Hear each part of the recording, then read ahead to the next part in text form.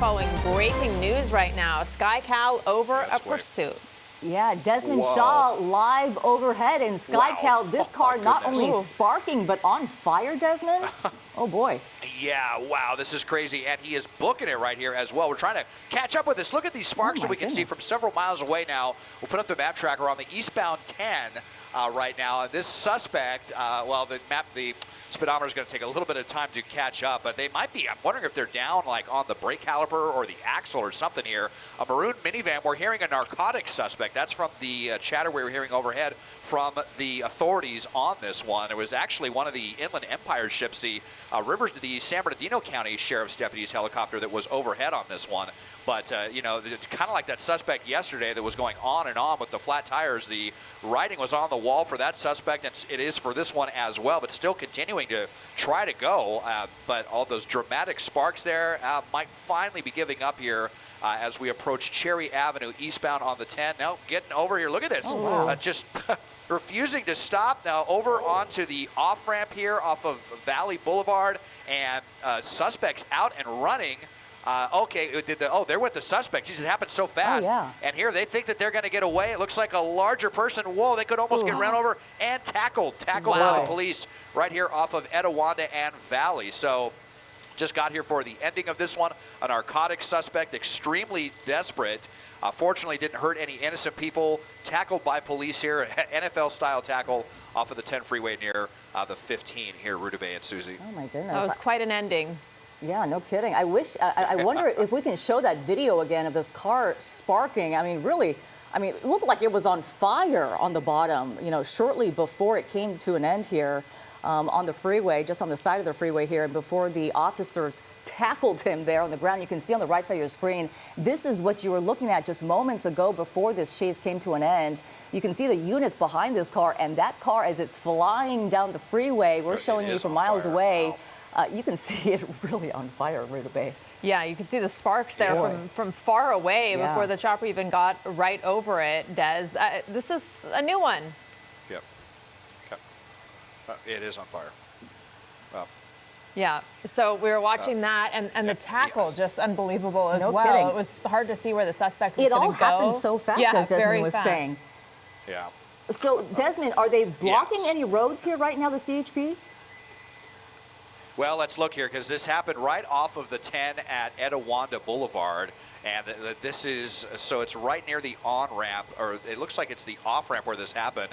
And this van is about to be engulfed in flames right now. You can see it just drove it too hard and saw those sparks coming. So now we got to have the fire department come here. I wouldn't be surprised if they block off part of the right lane. It was crazy how the suspect just came into the dirt and just flew out of that car so quickly. Couldn't even, you know, it took me a second to see what the cops were going after. But now we've got the van engulfed in flames here. So at least for drivers, it didn't actually happen on the freeway. Lucky for everyone who's just out here trying to enjoy their Friday night. For the delivery trucks like that Amazon truck going by right there, it's definitely going to be a distraction. I wouldn't be surprised if the fire department has to block off the right lane.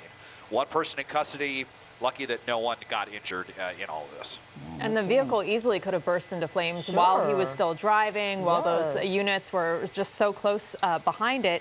And we should mention that basically every major freeway in LA is going to have delays tonight, because we have all of those closures on the 405, on the 605, now on the 10, and throughout Southern California. So this is going to be quite a mess to navigate across LA if you have to drive somewhere this weekend, and especially right now. Yeah, we were talking about at the top of the 10 o'clock news just about all the different freeways that we're going to have work done this weekend. A lot of it starting tonight, too.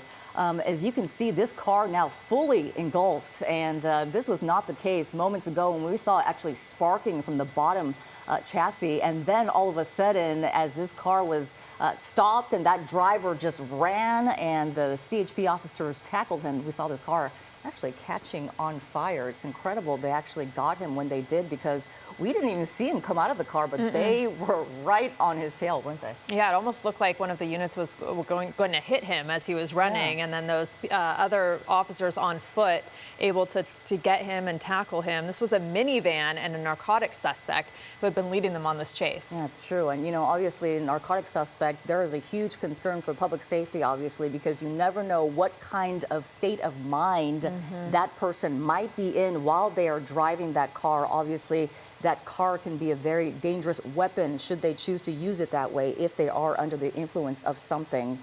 So the CHP officers catching up to this person under arrest tonight, this person in a patrol car tonight, but their car, meanwhile, on fire tonight off the freeway, eastbound 10 freeway at Etiwanda. Look at all that smoke coming out. And they are going to be waiting for the fire department to clear this car, to put the fire out first before they can do anything else. And Desmond, as you were approaching, I'm sure this one was easier than most to find. Yeah, with all of those sparks there, indeed. And now we're starting to see, I think, the flames have probably hit the fuel tank. You see those the popping going on. So the authorities are going to have to stand back, and this van is probably going to burn to the ground now at this point. Look at that. Wow, very dramatic stuff here on the eastbound side of the 10. Again, this is at Etiwanda, so right by the 15 freeway where this is all unfolding. And just crazy to think that the suspect, thought that that they would have the ability to get away on a vehicle that was like literally beginning to catch fire. They drove into the dirt and, it thought, I don't know what they were thinking, if they thought they were going to be able to disappear into the darkness here. They were just about to run around this off-ramp, this on-ramp right here from Etiwanda to the eastbound 10. Could have easily gotten hit by a car, so might have been lucky to get tackled there by CHP officers. On their way to jail. Didn't hear about any injuries or anyone else in the vehicle, but it's going to take some time for the fire department to get that fire out once they arrive. They're definitely on their way, and now actually you can see some people that are having here. So here's the on-ramp from southbound Etiwanda to the eastbound 10, and until CHP can get this shut down, you see all these poor folks here just trying to get on the freeway, actually having to cut across the dirt to do that right now until they get that on-ramp shut down, all to avoid this fire, which is pretty intense. I'm sure as you're driving by, you can probably feel the heat of this fireball of a minivan here off of the 10 freeway. What a mess. And I'm sure this black smoke is visible from far away, and a lot of people are going to be stuck in a lot of traffic for a long time tonight. Yeah, that's for sure. And until the fire department gets here, I mean, those cars are going to be stuck in that traffic for a very long time, as we've been talking about.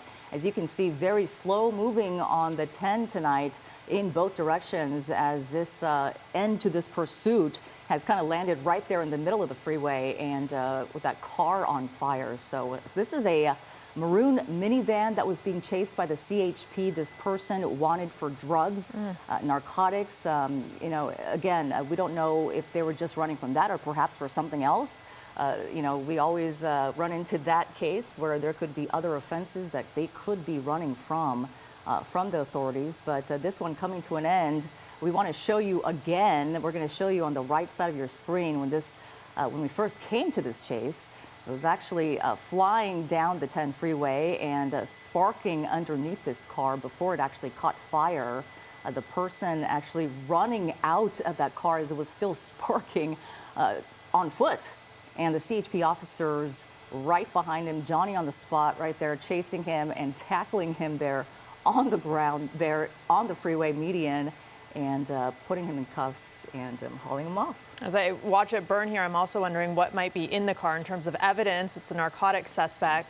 I guess we probably won't find that out. Yeah, as it goes up in flames. Yeah, we often see them throwing things out the window when we see narcotic suspects being chased. Of course, it's hard to see in the dark if they had done that or not. But when the officers actually see that happening, they will pick up every piece of evidence, whether that be a bag or anything they might, as this car is exploding again, anything that they find along the way, they will use that as evidence in court when they actually charge this person. So again, this person wanted for drugs, this pursuit coming to an end, a very dramatic end. As you can see, this car is still engulfed in flames, and we are waiting right now for the fire department to arrive. This fire only getting bigger, black smoke pluming through the air. Drivers having to cut across into the dirt patches there, probably not having any clue what's going on as they're stuck in that huge traffic backup until they pass by it. And Desmond's saying that they can probably feel the heat by the time they get next to it there. So this all happening in real time as these people are stuck on the freeway with very slow moving traffic on this Friday night. Yeah. Desmond, can you see the fire department from your vantage point at all? Not yet. No, that was why I just zoomed out to see where they're at here, if they've been able to respond. You know, a lot of times in situations like this, the fire department gets stuck in the same traffic that everyone else is in right now. They have to try to cut over by the shoulder and kind of do that safely. So we're just widening out, seeing if we see any, you know, blaring red lights coming this way. And I'm panning over to the west and do not see them right now. So they are taking some time to respond to this one. It looks like, you know, you saw lots of pops and little miniature explosions. I think probably the glass blowing out, then hitting the combustible fluids in there, obviously gasoline, oil, whatever else might be in there. And yeah, good point. You know, if there is or was any evidence in this vehicle, it is almost certainly going to be vaporized at this point. So, but you know, once the fire is out, I can imagine that this on-ramp is going to be shut down here as investigators comb through what kind of the charred remains to see if there is anything of value to find left here inside of the burnt-out minivan. And a pretty remarkable sequence of events happening so quickly there, Desmond, as you were over. Let's show viewers one more time what happened. On the right side of your screen, you see the sparks there flying out from that minivan with those units in pursuit. You see it getting more and more illuminated there as those sparks fly by. It goes under the underpass there. And then you see them come closer and closer, and then you see the suspect basically tumble out onto the freeway. We've slowed it down there so you can see exactly what happened. We were watching it in real time overhead, but now we have a better view of it. The car pulls over there, a suspect tumbles out onto the freeway, takes off running. Ooh, tumbles out right there. I didn't even notice that the first time. And then you see those officers right on his tail. At one point, it looks like someone's going to hit him with a vehicle, but you see this officer right there behind him, and you see him take him down, all in the matter of basically seconds. Boy, and it makes you wonder, you know, did they come with that patrol vehicle just to give him a good scare, you know, so that he would stop, you know? It makes you wonder, boy, they got really close to that person, didn't they? Yeah, it was good teamwork with those officers there. It really was. They had a plan and they executed it, and they didn't hesitate at all. And in the dark, no less. You know, it is dark out there. To take that person down, boy, they did it really quickly, too. And you can see 2-3 officers behind that person. But again, we're waiting for the fire department right now, as this car is still engulfed in flames in Fontana on the 10 freeway near Etiwanda. And this is where this chase came to an end. As Rudabeh was narrating earlier, she was telling us about how the car came to a stop because of the sparks flying. And I imagine this driver was thinking, oh boy, this car is actually going to catch on fire, or perhaps it just stopped on its own, or it was slowing down and he couldn't drive it much anymore. So he just ran out as it was still rolling.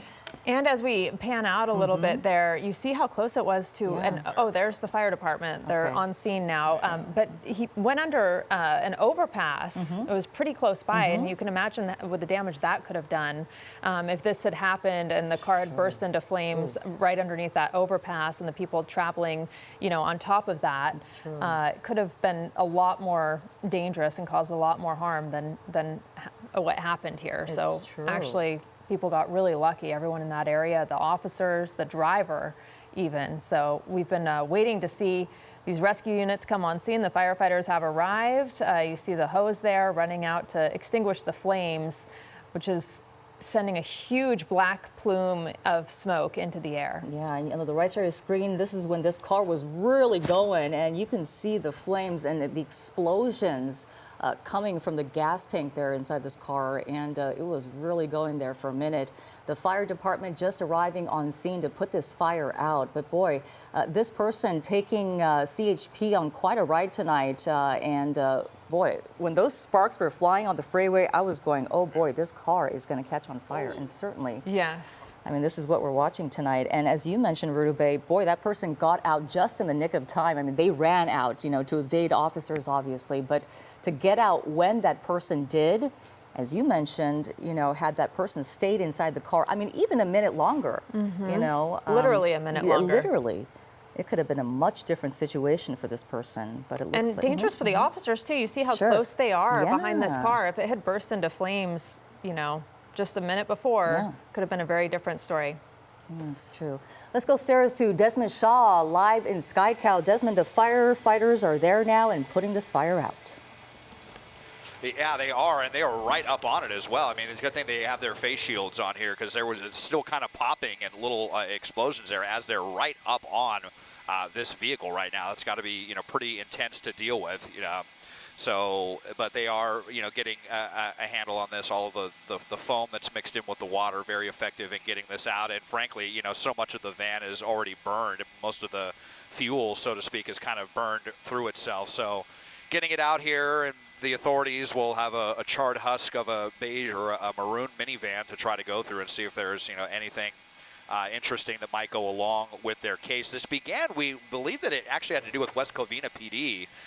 It was a little confusing for us at first because we heard them talking about it, but it was going eastbound on the 10, and they were kind of switching out airships at the time. And this suspect was driving pretty crazy on surface streets, Milliken north of the 10, and then came back south, and I think the vehicle was already sparking. So, they were there with cross traffic on busy surface streets in the Ontario area with only, 3 good tires and sparks getting kicked up all over the place. So definitely could have been a situation where someone was injured, but fortunately that did not happen. And as I widen out here, it looks like they're not even going to have to block off any lanes of the 10. So definitely a distraction for people trying to go by, but the good news, no lanes blocked here, and the fire just about extinguished at this point.